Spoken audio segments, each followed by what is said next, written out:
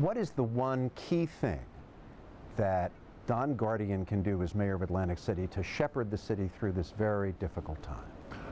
Help to transition our city from simply a gambling town to something that's a whole lot more. So short term, it's adding conventions and conferences, it's bringing in those special events.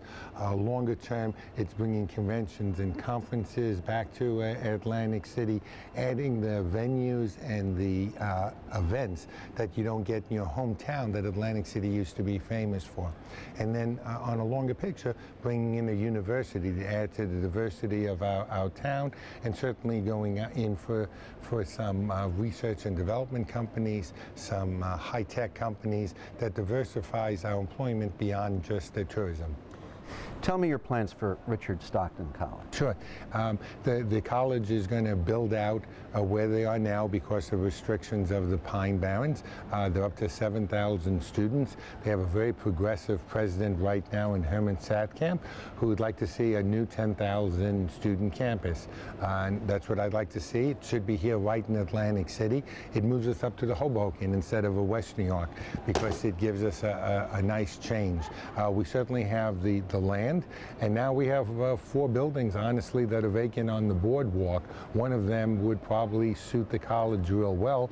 That plus additional property to build out. It's going to be all the good reasons. You know, it brings in jobs, it brings in students. They're going to be here with their parents. But more importantly, it gives me a much better educated workforce to attract new businesses. Given the competition from Pennsylvania and Maryland, was the closing of 4 casinos in Atlantic City inevitable, or could better business decisions and judgment have prevented this? So it's the latter. No question that there's a proliferation of casinos all up and down the East Coast, too many for gamblers and gambling money to pay for. We're no longer the monopoly on the East Coast, but we had a couple of properties that were old and dated and weren't kept up, and so you had to take out a couple of casinos. That makes a whole lot of sense for 2 of them in particular. For Revel, just a whole different situation there. Yeah, that's a building that should thrive, and it will once it has the right owner and the right manager. Well, what happened with Revel? Why did it fail? So Revel, a couple of things. It was built in such a way that a lot of emphasis was placed, so it had probably the best restaurants and bars in town, had a great nightclub, had a great day club, had a great spot. All of them had waiting lines to get in, but as a whole, you couldn't deal with a $2.2 billion mortgage. And that really is one of the most difficult parts of that casino. Very large, the market was shrinking, it wasn't a gambling company. So when you opened Borgata, Boyd bought a book of gamblers, MGM bought a book of gamblers. When Revel opened up, they tried to siphon gamblers off of all the other casinos. There was too much competition, it just didn't work. People are asking, what's going to happen to this huge, impressive building? Is it going to become a white elephant as such that Atlantic City simply can't afford to let that happen? So we can't allow that to happen. You know, this is too big to fail.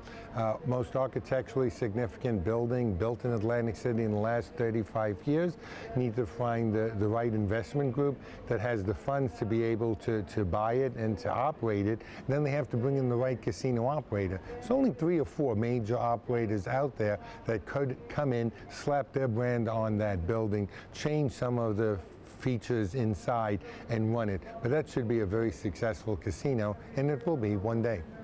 Atlantic City gets property tax revenue from the assessed value of your buildings and properties in Atlantic City, and that assessed value has dramatically decreased over the last number of years.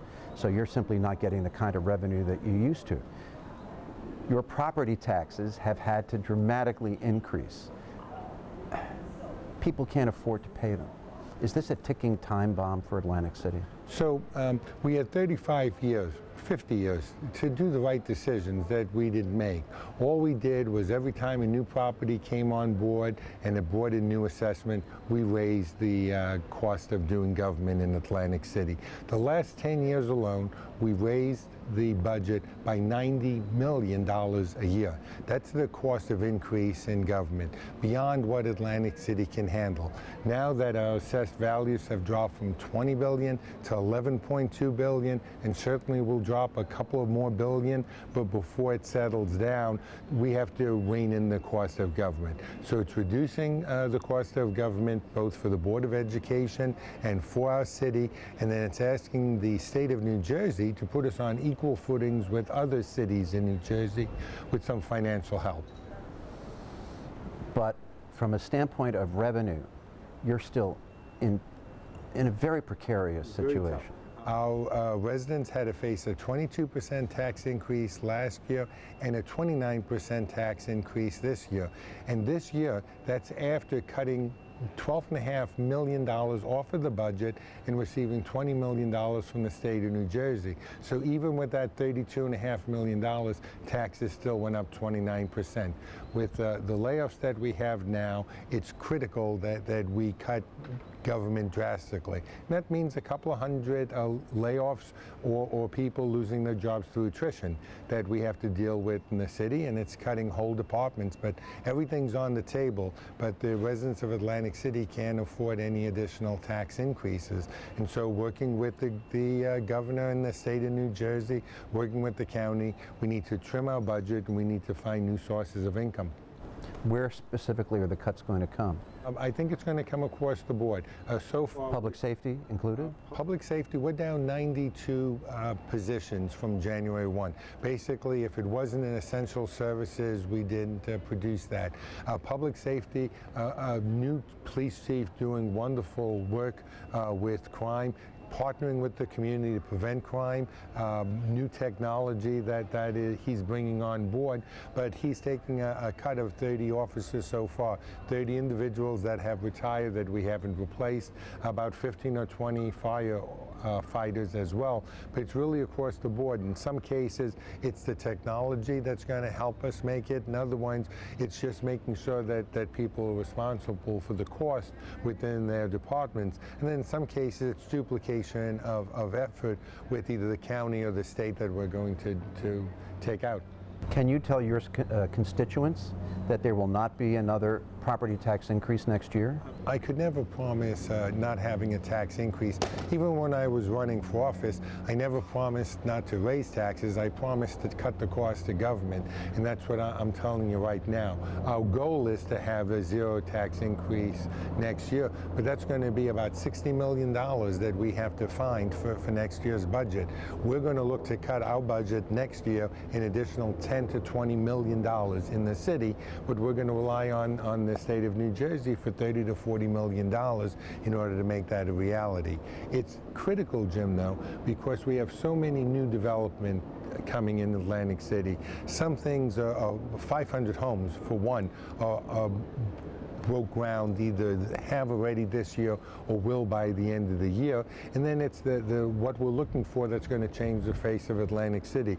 You know, the conference center at Harrah's, the Bass Pro, the improvements over at Tropicana, the new Reading-style indoor market. But all of them are based on stability. They need to look 5 years at their labor workforce costs. They need to be looking at taxes the same way. And that's what we've got to give people, is that stability. So keeping taxes the same and then eventually reducing taxes is critical, not only to keep residents that are living here continue to live here, but in order to intrigue and excite new businesses to come in here so that we have additional taxes that we can collect. You're an optimistic guy, as well you should be. You're mayor of Atlantic City.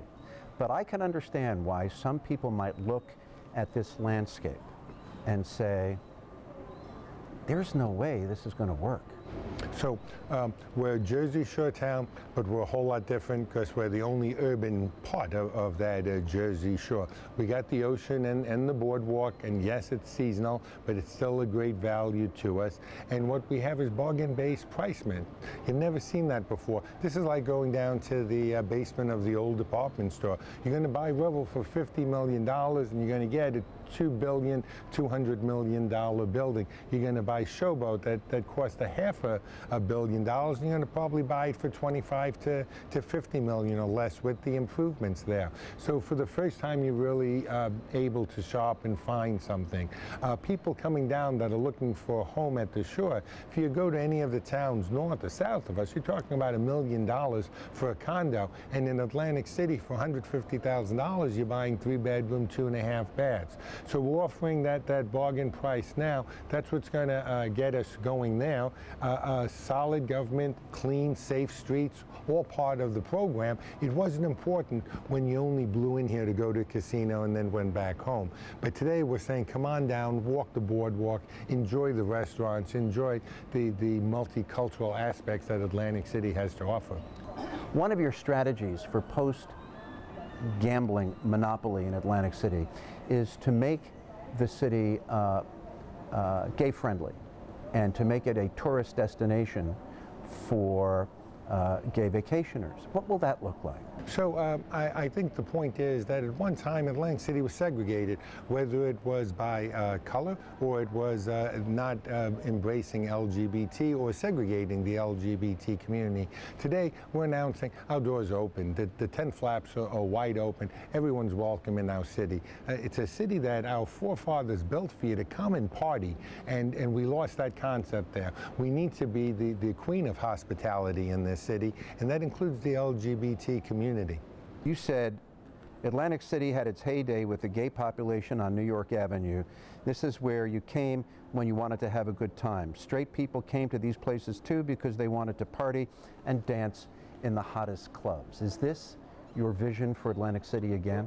I have to tell you, the nightclubs that we have now in Atlantic City are the hottest nightclubs on the East Coast. We certainly can compete with New York City, and the only people that have anything close to this would be Las Vegas. So that's a real important factor. And I think the LGBT community, times have changed, so they're very welcome in places that they weren't before. So 30 years ago, if you were gay, if you were lesbian, if you were transgender, you were forced into only the clubs that you could be welcome in. Now you're welcome everywhere, and that's the point now. The whole city is welcoming to everyone, and it's a great place to come and vacation.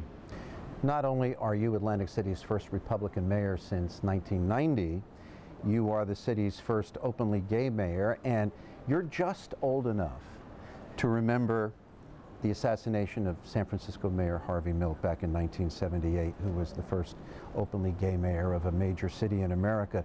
Could you have foreseen the day 15, 20 years ago that there would be hundreds of openly gay public officials in this country? No, absolutely not.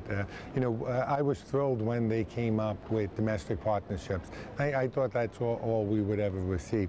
So I never thought that you would have same-sex marriage.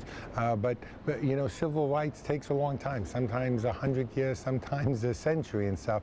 But civil rights always wins, and that's the case here in the United States. But there does seem to be something of a firewall. There are no openly gay governors. There are no openly gay cabinet members.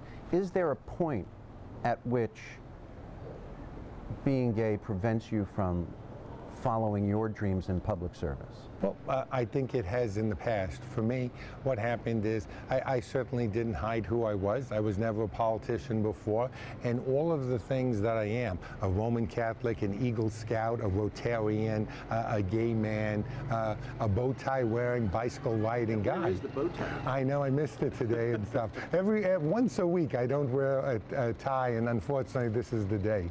But I think all of that helped shape me to the man I am today, and helps me be a good mayor. Do you ever wake up at night and say, what did I get myself into? No, I didn't realize that the crises were going to be this great in such a short period of time, but I wanted to be mayor because I wanted to transform my city. I want to make this a great place in 10 and 20 years for our kids and our grandkids. And so, no, I sleep real heavy. I start my day at 6:30. I usually end at about 9:30. I lie down, I fall asleep, and like anyone else, if you wake up in the middle of the night, I have a little pad. I write down what was bothering me, and I go right back to sleep. Then I know I'm going to be putting in a 6 or 7 day week every day. But I know that what we're doing now is making the right decisions to move this city forward and to make this a better place for our residents. You start each day with a bicycle ride up and down the boardwalk. Tell me about that. I do. Yeah. But the job I had before this was with the Business Improvement District. Now as mayor, I do the same thing. So I start at 6:30, one end of town, ride the whole boardwalk in Atlantic City. I get to see the conditions of the boardwalk. If there's a problem with the beaches, the bathrooms, I get to talk to the public works staff, the Special Improvement District staff, find out if there's any problems during the night. I see police officers. I have a real good feel of what my beach and my boardwalk looks like before I show up at work at 9 o'clock. Some people are saying that the closing of 4 casinos and the loss of 8,000 jobs means the death of Atlantic City. Why are they wrong? They're wrong because if you close 4 hotels in any other city, you'd just be waiting for them to be rebranded. In Atlantic City, because all we've had is casinos for so long, it seems that it's really bad. And as you paint the picture of all this gloom, you certainly weren't here for Lady Antebellum or for the Blake concert. You weren't here for the air show or the triathlons. Those cases, we had 100,000 in the air show, 500,000 people that came, had a great time.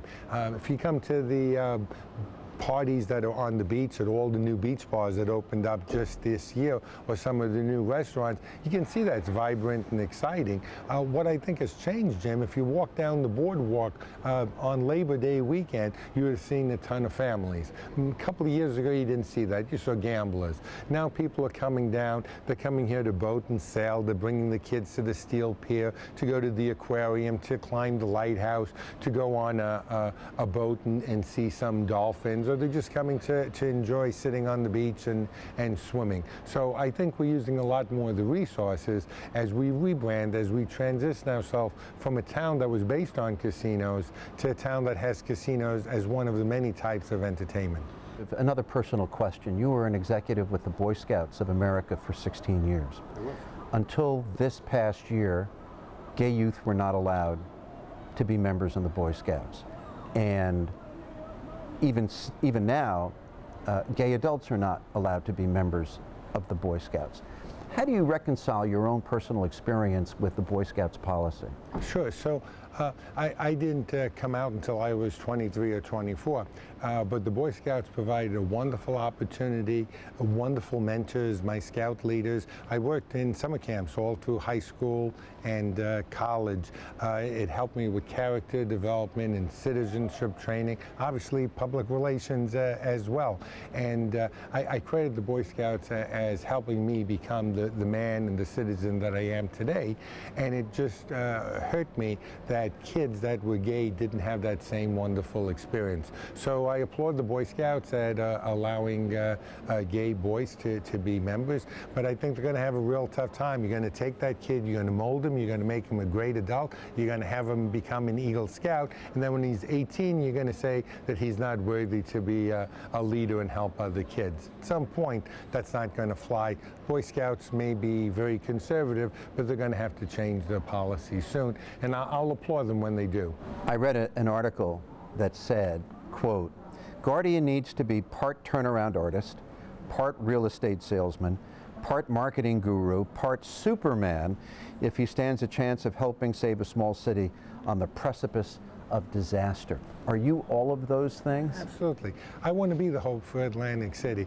You know, Franklin Delano Roosevelt became president in 1932. There was no hope. Roosevelt gave us hope, and he turned around the country. And in a very small way, that's what I've got to do for my city. So you're Atlantic City's FDR. I am. Thank you so much. Thank you. Thank you.